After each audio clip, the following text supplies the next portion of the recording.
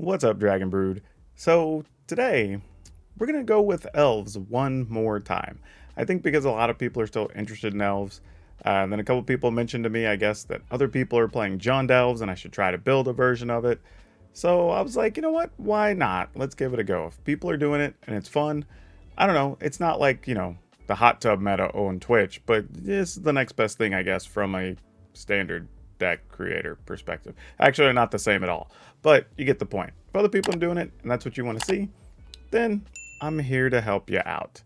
So we're going to take a look at some Jund Elves.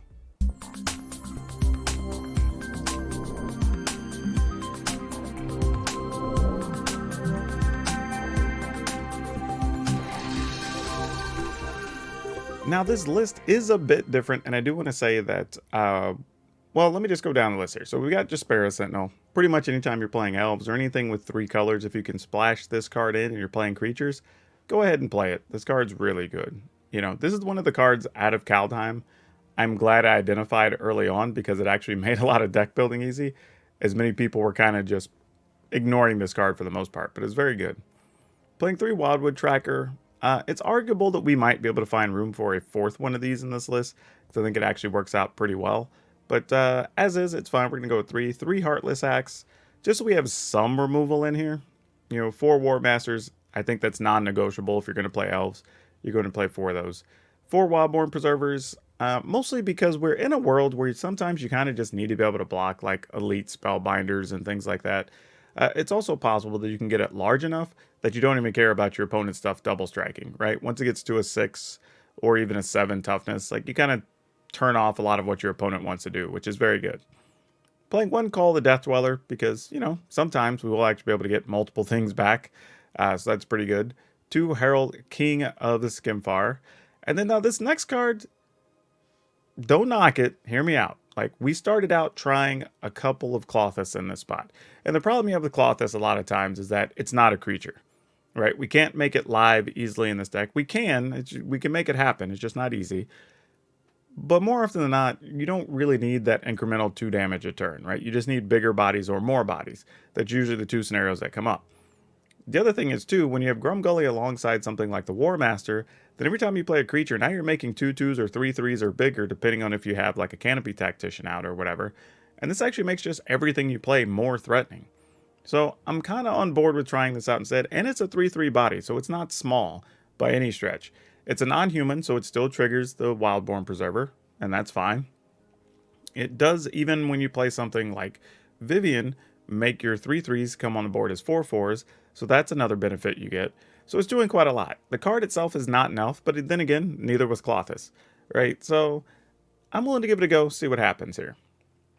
Then we're playing Rada, because if you're going to play red and you're playing elves, why not play Rada, right? Then we have Canopy Tactician, pump all your creatures. Toski, so we get extra cards. We are playing Herald Unites the Elves, and this works better in this version than in the black-green version we're playing, partly because you do have extra things like Wildwood Tracker and whatnot that can get you extra creatures. We have a couple of ways to get some things back. So we're doing a little bit of extra things here that we weren't doing in the other list, which I do really like. And if you can give your opponents even like creatures 1 or 2 small minuses, if your creatures are all bigger, you're going to be able to win anyway in most cases, so it's pretty good. Then we have a couple of Vivian Monsters Advocate. 1 Agadeem's Awakening, just in case we get it late. Being able to get a bunch of stuff back is good. By the way, if you get like, I don't know, let's say Jaspera Sentinel, War Master, Grumgully, that's a pretty big turnaround to pull all those out of the graveyard. So just saying. Lands, we're going with 3 Swamp, 1 Mountain, 4 Forest, 4 of each pathway, and 3 Fable Passage. So overall, not too bad. It's a good little package of stuff. It is doing something a little bit differently, and we're getting to play with some fun cards and try some different things here. So let's go hop in the arena, play some games, and then we have some stuff on the back end as far as like updates and an interesting card spotlight. The price is already, I told everybody the price is probably going to get nuts on this set, and people thought it was crazy, but ooh, I'm going to keep this and hope we draw something good. But yeah, this is probably gonna go down as one of the most sought after sets in a while. because it has stuff for so many different deck types. Oh, sorry. Whoop. All right, it was nice knowing you, War Master. Oh, he actually made it. Yeah, I'm with you. I think if you have it, 2 set booster boxes is not unrealistic. I think that's a totally reasonable thing to have. Yep, I was afraid of that. Oh, well, look, we at least drew something afterwards. So that's cool, I guess. If we get another 1-mana thing, I could play a Clothis. Or if we just get a land, we could play a Canopy Tactician. I would like either of those things, honestly. Oh, they just don't want me to have anything. How unfun of them. Well, lucky for us, we keep having stuff. But yeah, like, and here's the other thing too. I went and early pre-ordered on Modern Horizons 2 on really one thing. The idea that you were gonna have things that expanded on themes from the first Modern Horizons. And I figured that alone would be worth it if that ended up being an actual thing. Oh, come on. Untap Black Source. Untap Black Source. Get these 2 back out. Come on. Let's do it. I'm probably about to get Embercleave to the face.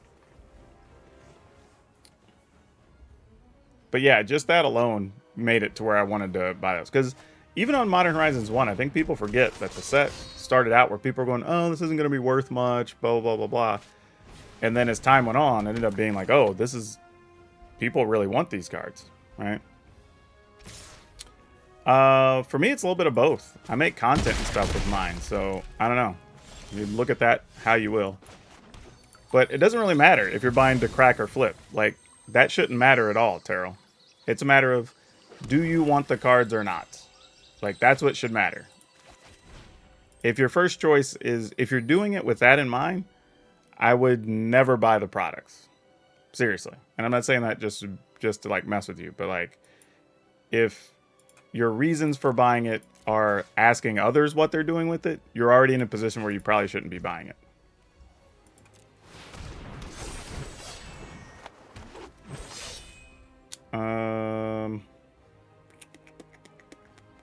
Okay. Here's hoping they don't have an Embercleave. Because the best I'm going to be able to do is just like split my blockers and just give up my Canopy Tacticians and lose everything. But not a lot I can do if they have it. This hand was super slow. Not what we want to have here. That means there's less likelihood of an Embercleave unless they're going to attack with everything. Which, I mean, we're only at 12. Yeah, that's exactly it. Like, if you were worried about it, just keep doing what you're doing. It probably is what's best and works for you. Okay. Well, now this is weird, because now I have enough mana. Okay. Oh, that's good, too. That's good, too. Gosh. All right. What do we do here? What do we do here? What do we do here?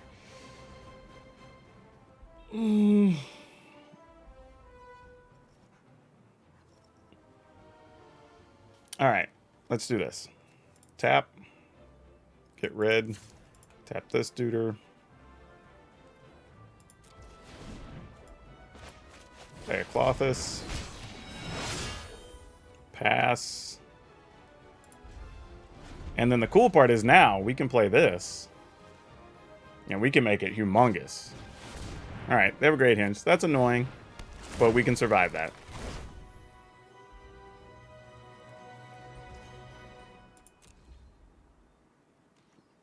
Oh, opponent's not going for it? Okay, they already passed their attack step, so that's not happening. Alright. We're going to make this thing gigantic. What can we spend on that? 3, 6, 7, 8? Alright. 5, 6, 7, 8. Boom. That is a biggin. Go to my graveyard, because we still have something.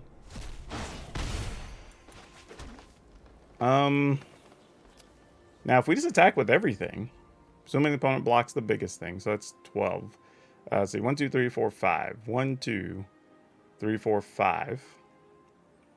3, 4, 5, 6, 7, 8, 9, 10, 11, 12, 13, 14, 15 gets through. So they do actually have to block everything or die. All right. I'm game.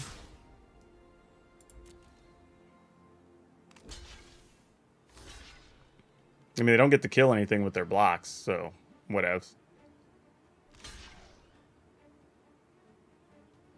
3 Bone Crushers, a Great Hinge, and an Innkeeper.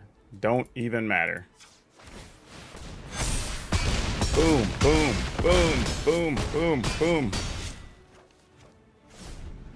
Alright. If you Dragon Embercleave me... No, we're still not dead. Actually, we would be. We'd be exactly dead. Ooh, if they have Dragon Embercleave, we die. Is that an... Do they have enough mana? Because they can 1, 2, 3, 4, 5... Oh, yeah, they would. They'd have exactly enough. Okay. Embercleave, we're dead.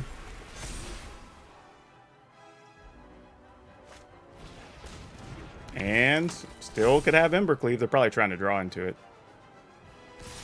Okay, we're dead. Oh, they didn't have it. They didn't have it. Ah.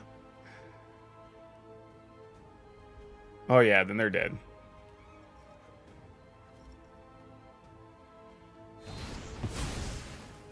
Well, that's not going to cut it.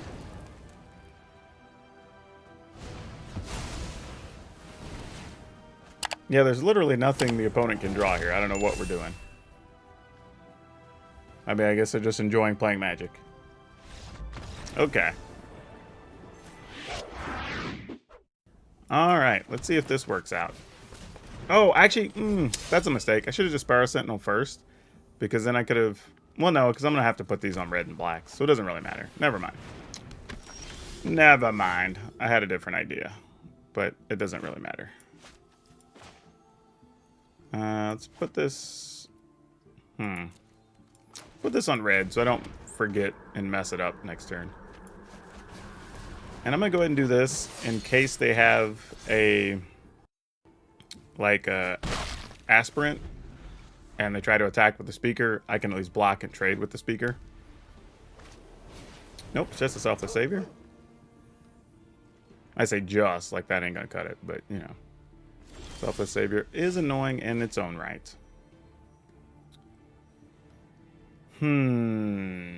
So this is the thing. I could give up the black mana if I want to War Master plus Jaspera Sentinel. I guess it's worth it, considering Jaspera Sentinel also will make black mana.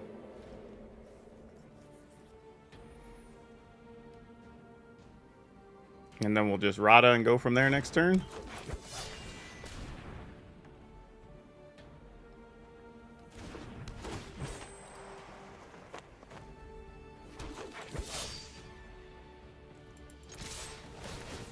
Alright, we'll see these little Wildwood trackers get a couple attacks in while they can.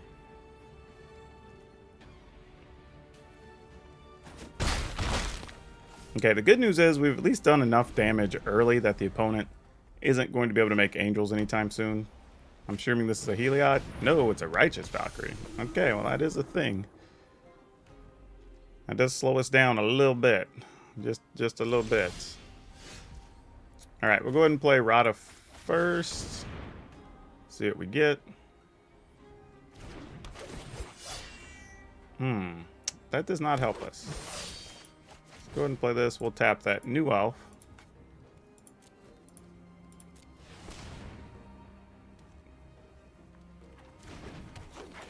This does give us 5 mana, though, so that's good. We're 2 away from our critical point of just being able to attack with everything with Death Touch. Unfortunately, this is probably another Righteous Valkyrie. No, Blade Historian. Okay. Annoying, but not like world-ending by any stretch. And they could attack up top. We would take 4 if we chose not to block with Jaspera Sentinel. But I'm kind of okay with that. Ooh. How do we feel about this? Oh, we can't play that off the top, so what am I even doing? Alright, but we do get to put an elf from the graveyard, we know for sure we're going to have at least one. So let's do that. Let's go ahead and play this. Tap that. Pretty sure that's what we're going to get. Hopefully we end up with the land on top, and then that'll set us up to maybe get to go off next turn.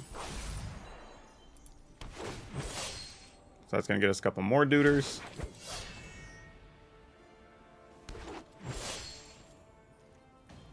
And we will... We could attack with Rada, and then they would have to give up the Selfless Savior, right? So that wouldn't be the worst thing. Rada could block... I mean, Rada forces them to... Well, no, because they just block with their Righteous Valkyrie. That doesn't really do anything. No attacks. I probably should have just taken a land off the Herald Unites the Elves, but my other option is that if things go the way we want them to, we end up with enough dudes in play that we don't really care. Because we'll be able to use this and give things negatives here in 2 turns, assuming these counters from the Luminarch Aspirants don't whoop our ass. So let's see.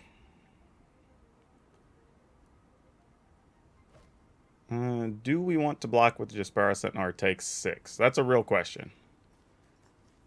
If we play this Wildborn Preserver next turn, we're only going to be able to make it a 1, 2, 3, 5, unless we have a land on top, and even then we make it a 6. So we'd be able to survive the Sentinel and then kill it? No, because it'd be a 5 toughness. 6, 7 toughness. That wouldn't work either. I think we're just going to take it once.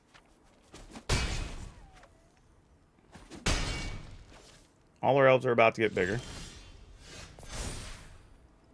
We do have a land on top, so that's a thing. There's another land. 1, 2, 3, 4, 5, 6, 7. Okay, so now this means we actually don't want to use our Jaspera Sentinels. So I'm probably just going to end up chump blocking with the Wildborn Preserver. Is how this is going to end up. I think. So then we could just attack everything with War Masters next turn, I think is the way we want that to go. So let's go ahead and attack with just Rada, I think. Actually, you know what? Thinking I may attack with some of these other things too, because like the opponent comes back and wants to try to counterattack. We don't really care that much, because we're going to make 2 blockers anyway from the Wildborn Preservers. So let's get in with those.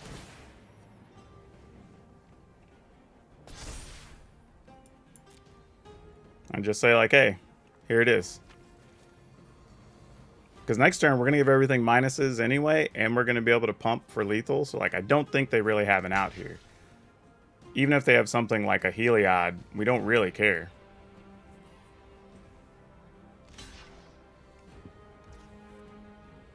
Alright, they're taking all the rest of it, I guess. Sure. Yeah, even if they had an angel, it wouldn't matter here. Okay. That should be game. But we'll see. Maybe there's something, a sweeper or something I don't know about here. But I'm pretty sure the opponent's on no outs. And hell, we could really just team up to block the Righteous Valkyrie if we really want to. Why is that card a cleric? Don't know, but it is. What would you like to remove, opponent? Great.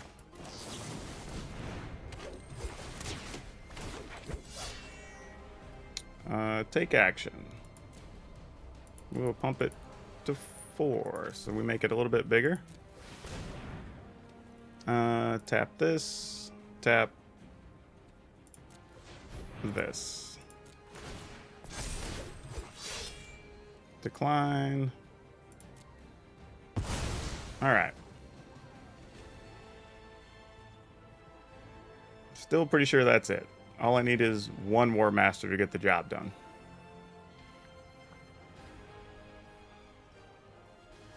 Because they're going to have 2, 4, 6 blockers. We will have 4, 5, 6. Because then they have 1, 2, 3, 4, 5, 6 coming through that are all going to be +2. So even just the +2 alone is more than 11. So that's fine. Yep, that is not going to cut it for you, opponent. Not sure if you're aware. Block here. Block here. And let's probably... Actually, do I even need to block? Let's just block here. Actually, if we're going to do that, let's block here even. Because I'm going to put nothing real at risk. Yeah, sure. I guess it doesn't even matter. Even if I block now, it's irrelevant. Because they have no blockers. Like, I could, without even pumping, we can just attack and win, even if the War Master died. Yeah. I mean, we don't get to really pump any preservers, but it's cool. We'll keep. Oh, we get the first real creature.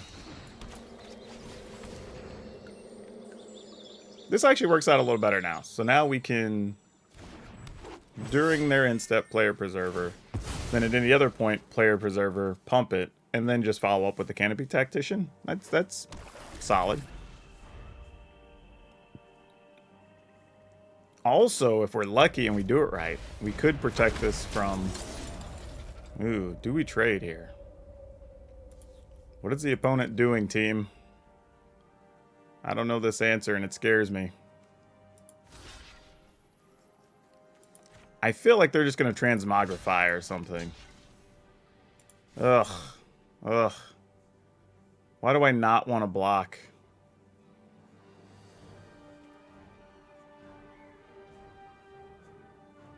Okay, I'm a sucker. I'm gonna block. I can't convince myself to not block. I can't give myself a good enough reason not to. I wanted to, then I didn't want to, then I wanted to, so I'm like, ah, fuck it, just block. I'm assuming it's a Transmogrify deck. This will just get hit with a Heartless Act, but that's fine. We do have a Agadeem's Awakening to get it back later. Oh, they even let us block. Oh no, they're just going to plummet away. Ooh, this is good. This is a good sign. This is good. This is really good.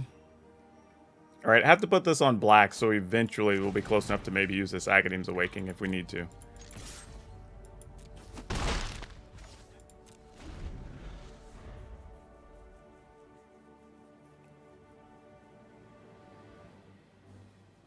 I could have went ahead and put a counter on it and attacked, but I'm kind of like halfway hoping they try to do something here with maybe a Heartless Act or something, or set them up where they think we don't really have anything worth playing. Ooh. Rankle. How do we feel about you? Okay. I mean, I guess they could Rankle, attack, make us discard a thing. That'd be annoying, but like, sure. Okay. I mean, it doesn't greatly change us doing something here, I guess. We'll probably just discard a Preserver.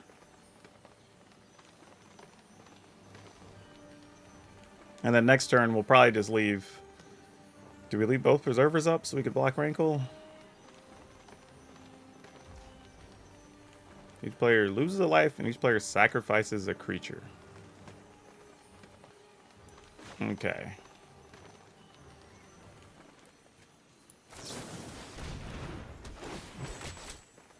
Take action. Pump this one. Make sure I'm putting it as a 1. Alright.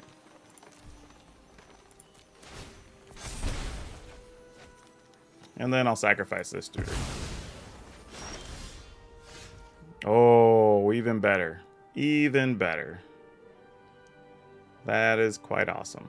Alright, so we'll go ahead and do this. Because now that means we can get those back if we need to. Oh, no, I didn't put that on green. Oh, I could have played Fable Passage. Gosh damn it. Damn.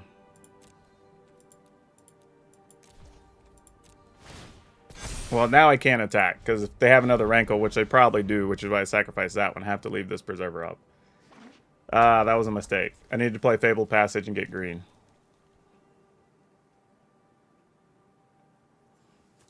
Because I would have been able to attack with the Preserver as a 3, and then play this one to block with if we wanted to, and that would have changed things. Now it's kind of a weird situation.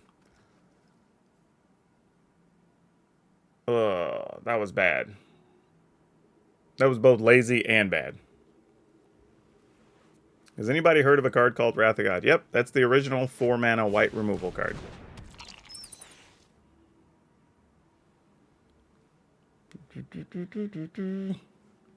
Alright, opponent, what do we got? What do we got going? I don't know what's happening here. Alright, there's a Bastion. Sure. We're not too worried about Bastion, really, all things considered. Like, we'll lose some life, but that's part of the exchange. We're okay with that. I assume we're going to lose our Canopy Tactician here. But that's okay.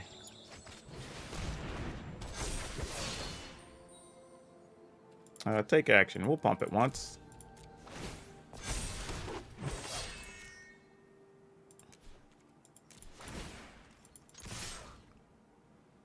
If you want to kill our things, you kill our things. F it. Oh, they're just not? Uh-oh. Uh-oh.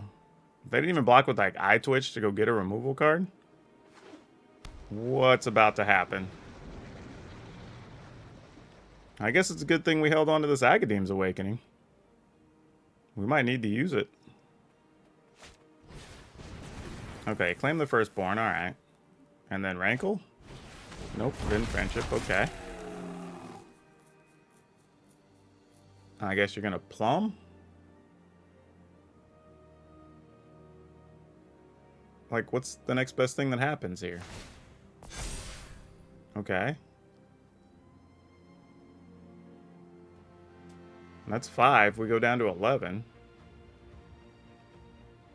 But then the opponent would just die.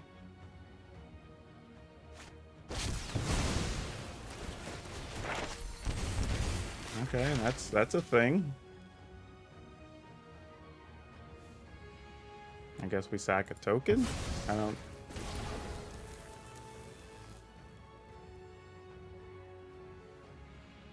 So we'd go to 10. Then we go to 7. No blocks. Ugh, that's not what we wanted. Okay, so what can we do? We have 3, 4, 5, 6, 7, 8, 9 mana. We can get 2 creatures out of the graveyard. So that's a thing. If we do our mana right, we can also play this during their end step, get a couple blockers. That would be a thing. Knowing... The thing is, though, we're going to be down to 4. Oh, actually, we can't win. We can't win. Because this is going to put us down to 5. Then actually, we can if we have enough things to punch through. That's the real secret here. Okay, I need a second to do some math. 1, 2, 3, 1, 2. We'd have to leave the Canopy Tactician alive, though. Or untapped. So if we get these 2 out, we get 2 creatures. Ooh, so I need to really maximize our creatures. So I can only do this for 1 to get this out. And then, alright, I'm gonna do this.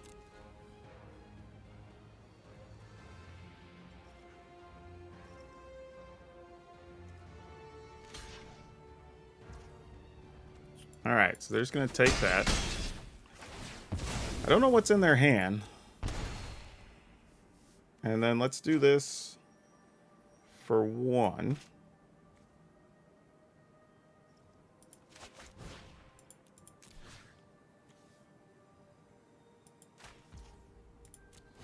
So that gets us 2 creatures. Play that. In the turn. This will get us 2 more creatures. We have to give 1 up to the opponent. So we have to... It's really just what is this other card? Alright, just Pests, that's fine. It's what else is it other than Pests?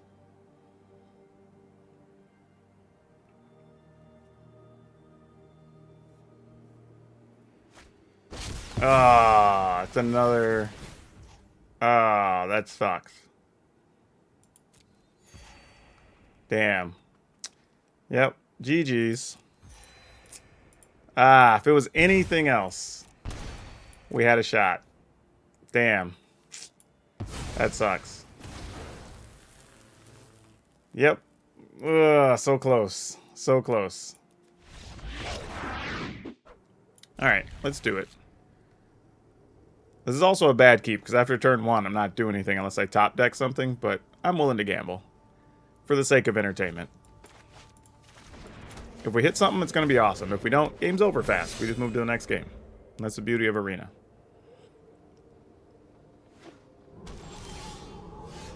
Alright, well, we'll be doing a whole lot of nothing. Attacking for 1.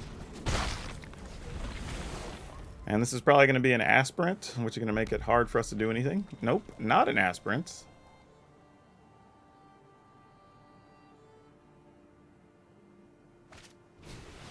Igneous Curse. We're doing this.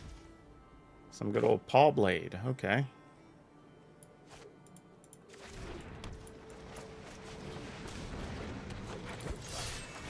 So now I just got to get some bigger creatures so Winota doesn't do much. Oh boy. Alright. Come on, untap land. That's the next plan. Here's a Bolt Hound. I'll just trade and block a Bolt Hound. That'd be annoying down the road if we don't. Especially if a Winota comes down next turn. You are not really great for us here, are you? But playing lands is not bad. Alright, don't mind this, because if they have a Winota, they get 1 trigger. We get to block the Igneous Cur, and it's not the worst thing. We can live with that. Nope, just a Houndmaster. Not too bad.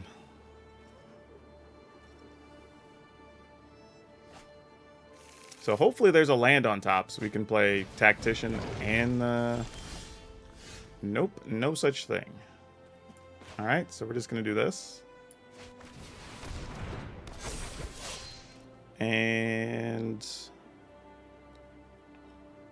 So they can Winota or Embercleave next turn.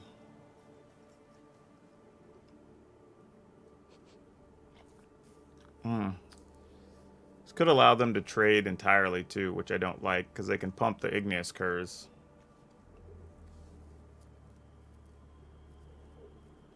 Don't like it.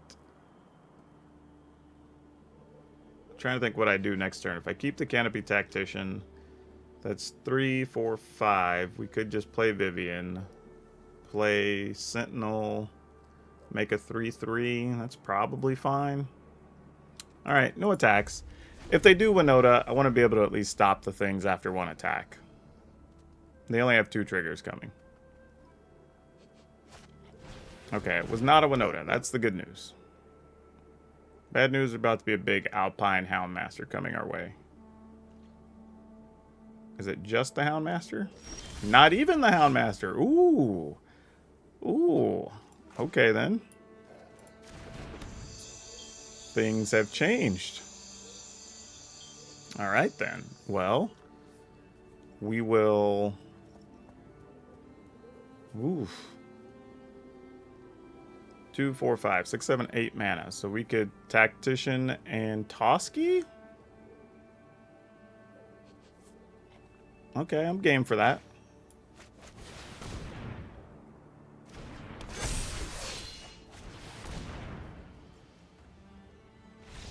Alright, that'll do it. So yeah, now the opponent I think is just deciding how they're going to get us like a 2-for-1 here. Okay, there's a Robber of the Rich, that's fair. How are they going to attack? That is the question.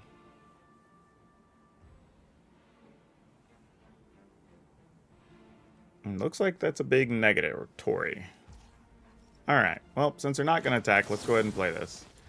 Worked out okay, but still think I made the wrong choice last time. If I'm being completely honest with myself. 1, 2, 3.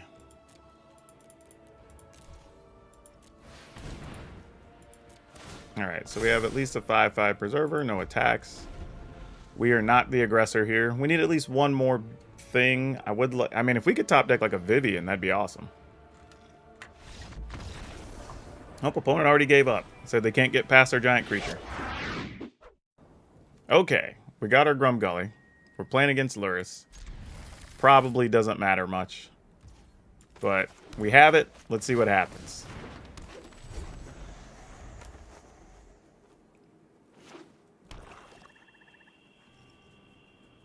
What type of Lurrus deck is it? Oh, it's that type of Lurrus deck. Yay, us. Good news, though, if we want to call it good news, is that most of their removal is going to be at sorcery speed because it's enchantments. So that's fine, I suppose.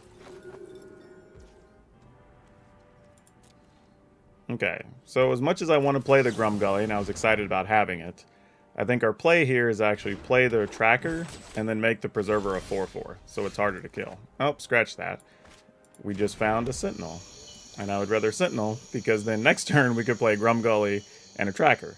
So this hand's kind of changing literally by the draw.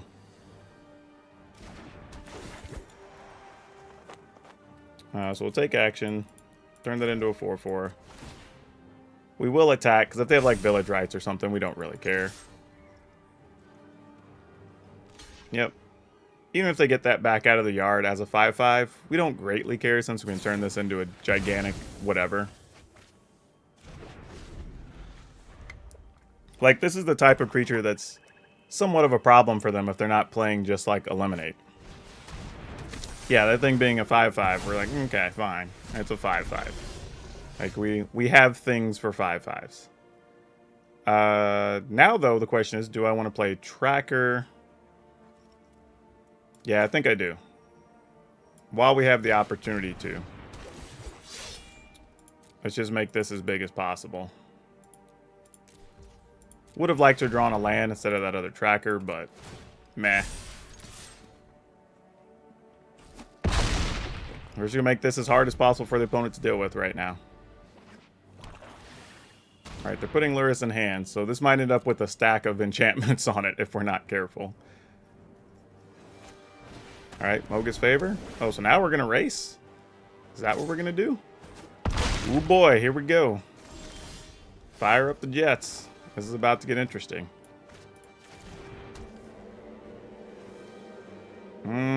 So what do we do? Because Rada could actually, if we get 1, 2, 3, 4, 5. So if we draw another mana off the top, Rada could be pretty savage here too. Man, we got the Grumgully and actually would be pretty good here, but now it's like, what do we do? All right, we're going to go Rada. Ah, there's only another Rada on top. All right, so we don't like that. Let's decline. Not that it really matters. We'll be paying one way or the other. All right, so we're going to do this. Take action. Pay 1. Tapping this and Rada. And then we're going to attack. Alright, so at the very least, Lurrus is going to have to block Wildborn Preserver. But, also, if there's a land on top, then they have to kill our Rada now. Yeah, that doesn't do enough. I mean, but 2 attacks from this and we die. But they're only at 3. Yeah, I was going to say, so they can't really do anything about that.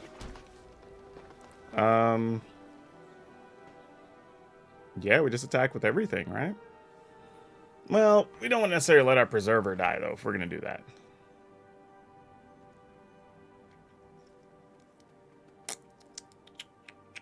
Actually, do we care?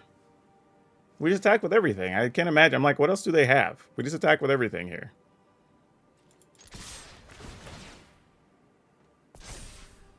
I mean, they're going to gain 3 from blocking with Luris, but...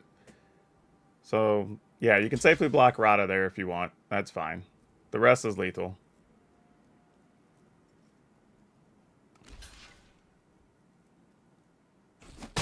So, yeah, that's fine. Go to 1. We play another Rada.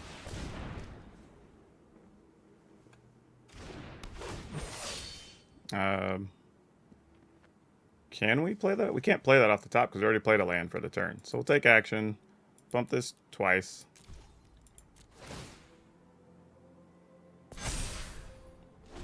Alright.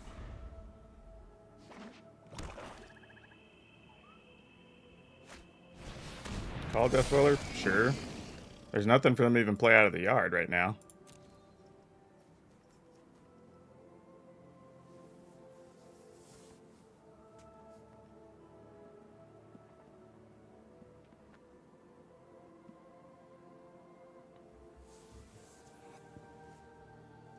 Yeah, I'm not sure what they're hoping to have happen here. Oh, what? What? Uh-oh. They must have a kill card in hand then. That's bad for us. Because that's basically them saying... Oh, okay. No, they're just gambling. Alright, they're dead.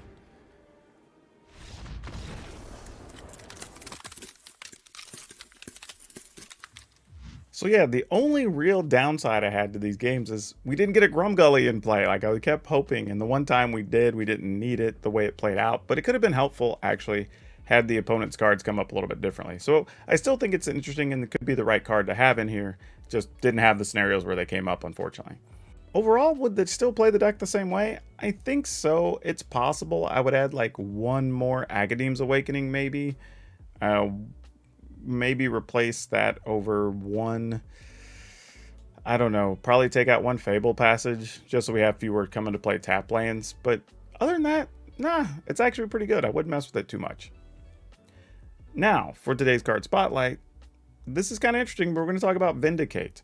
And the reason I find it interesting is I just did, either yesterday or the day before maybe, we were talking about Reflecting Pool and how when Reflecting Pool got reprinted in Standard and Standard Legal, well then the price of even the old Reflecting Pools went up, right? And it didn't really go down, which is what people thought might happen because there's a reprint.